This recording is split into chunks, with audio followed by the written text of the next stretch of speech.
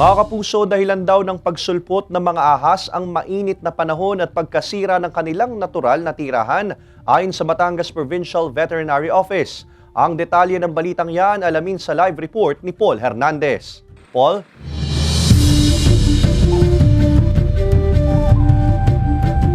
Ace, nabubulabog daw kasi yung natural habitat ng mga ahas dahil sa mga ginagawang konstruksyon sa paligid. Kaya ang resulta, humahanap na lang sila ng iba nilang tirahan.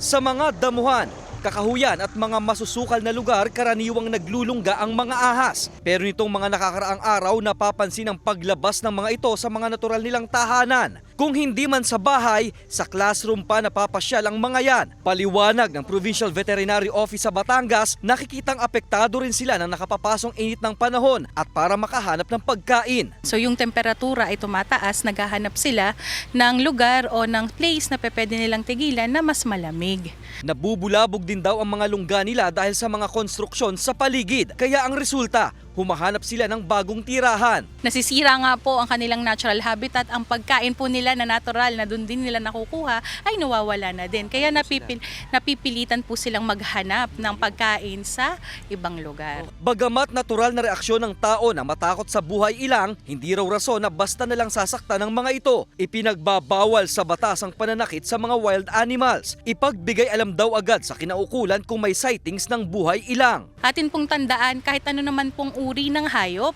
kung hindi po sila natethreatened o feeling po nila ay sila po ay nasa danger, hindi naman po yan basta-basta talagang aatake po sa atin. Ang payo ng eksperto, manatiling kalmado at lumayo agad sa makikitang wild animal. Ace, paglabag sa Wildlife Conservation and Protection Act ang panghuhuli, pagbebenta at pag-aari na anumang uri ng buhay ilang. Ace. Maraming salamat, Paul Hernandez.